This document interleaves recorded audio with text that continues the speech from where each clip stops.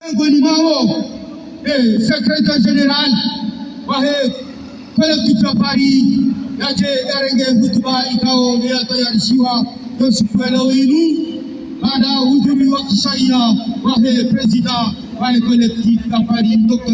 Ali Ben Ali, Nari Chilie, et secrétaire général, Ali Mahamoud, Yarenge Ebukweni, Kapoka.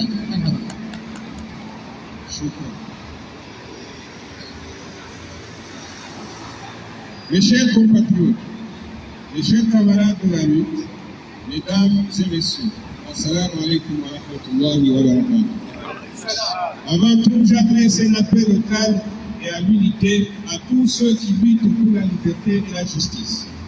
Formons une famille unie par notre amour pour notre pays et notre désir de nous voir prospérer dans la dignité et la paix. Nos douleurs et nos souffrances doivent nous rendre plus forts et plus déterminés, nous servir les intérêts, non servir les intérêts de l'ennemi et de ses mercenaires. Notre pays traverse une période sombre où la liberté, la justice et la dignité humaine sont bafouées par un pouvoir autoritaire. Ce régime recourt à la répression pour maintenir son emprise sur un peuple asphyxié par la peur et la pauvreté. Mais l'histoire nous enseigne que la tyrannie n'est jamais éternelle. L'aspiration à la liberté, à la justice est inaltérable.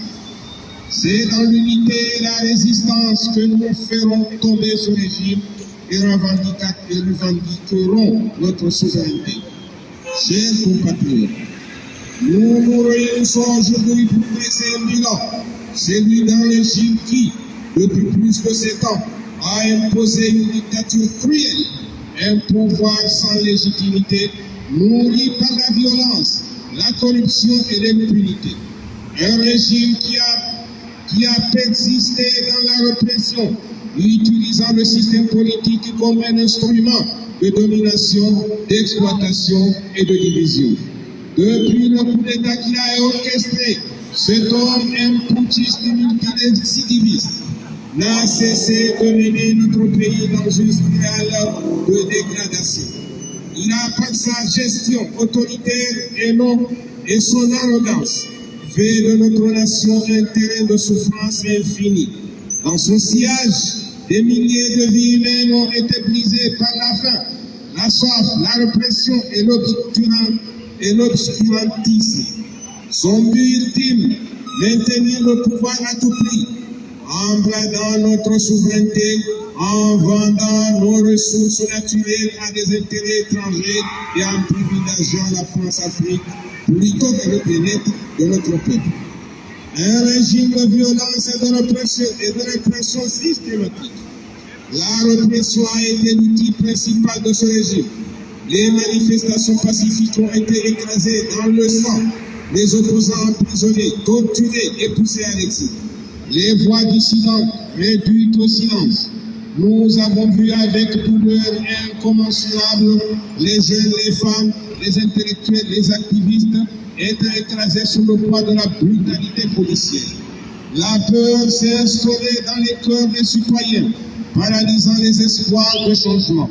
Plus de 100 personnes civiles, militaires arrêtés et torturés jusqu'à la mort, dont plus d'une cinquantaine de militaires torturés et cachés dans les camps de la honte. Les exactions commises par ce régime sont innombrables. Des meurtres, des viols, des vols, des arrestations arbitraires, des actes odieux que l'on pensait appartenir à notre temps. Et pourtant, ces crimes sont devenus la norme sous un dirigeant qui n'a aucune considération pour la dignité humaine.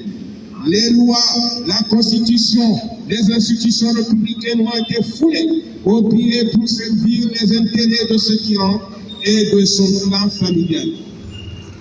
Un régime sans vision, une nation déstabilisée. Plus encore, ce régime n'a aucune vision pour l'avenir de notre pays. Au lieu de bâtir une nation forte, unie et prospère, il a sciemment divisé la population, sémant la haine, la méfiance, la suspicion entre les différentes communautés. Il a volontairement déstructuré notre tissu social en attisant les conflits internes tout en favorisant une corruption galopante.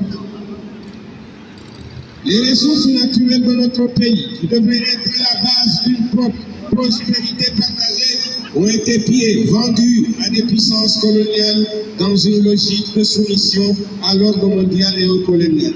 Pendant ce temps, les conditions de vie des Comoriens se sont dégradées. Nos îles sont plongées dans l'obscurité, non seulement physique, avec des coupures d'électricité permanentes, mais aussi intellectuelles et spirituelles. La culture, la religion et l'histoire de notre peuple sont reléguées au second plan, effacées par l'ambition d'un homme malade et déconnecté des réalités de son peuple. Un pouvoir familial, une monarchie déguisée. Aujourd'hui, cet homme qui n'a cessé de tenir son peuple en otage semble tout faire pour garantir sa succession à son fils, comme si le pouvoir était une propriété familiale. Au lieu de respecter la volonté du peuple, il cherche à imposer une monarchie déguisée, renforçant ainsi son emprise sur le pays. À chaque instant, il se tourne vers son protecteur, la France et les autres, et cherche à maintenir ce système de domination en place. Il joue avec les vies humaines, manipule les institutions et la constitution à sa guise. Mais la population, malgré sa peur, hélas de cette situation. Le peuple des Comores est fatigué d'être ignoré, exploité et abusé. Les manifestations continuent de défier ce régime dans une démonstration de résilience et d'espoir. Un appel à la résistance, à la révolte. Il est grand temps de dire non. Il est grand temps de revendiquer nos droits, notre dignité et notre liberté. Nous devons nous unir au-delà des divisions créées par ceux qui ont. Il est crucial de continuer à dénoncer ces injustices, à exiger le respect de nos droits fondamentaux et à remettre en question un régime qui ne sert qu'une poignée d'individus au détriment du peuple. Aujourd'hui, à l'heure du bilan, nous pouvons dire que nous avons payé un lourd tribut. Et demain, nous devons nous tourner vers l'avenir avec espoir. Nous devons nous réapproprier notre histoire, nos valeurs et notre culture. Le changement viendra de notre engagement collectif, de notre détermination à ne plus accepter d'être réduits à la misère et à l'humiliation. Chers compatriotes, ce régime a échoué. Il a échoué à apporter la paix, la prospérité et la liberté, mais il n'a pas encore gagné. Car tant que nous respirons, tant que nous agissons, le combat pour la liberté continue. Nous devons reprendre notre destin en main et construire ensemble un avenir plus juste, plus solidaire, plus respectueux de nos aspirations.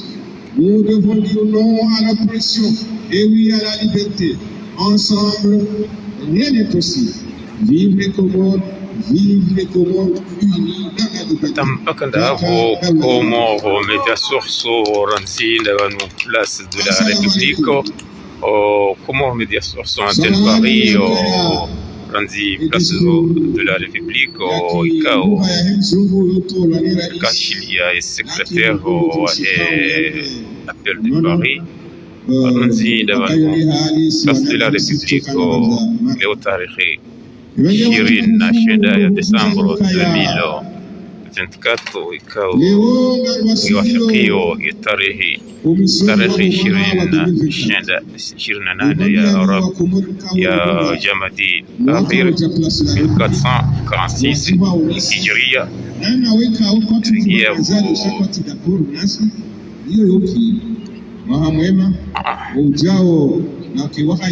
Comores Media Source antenne Paris مشيراني وقت مهمة وما توفيقي إلا بالله وشكرا لكم.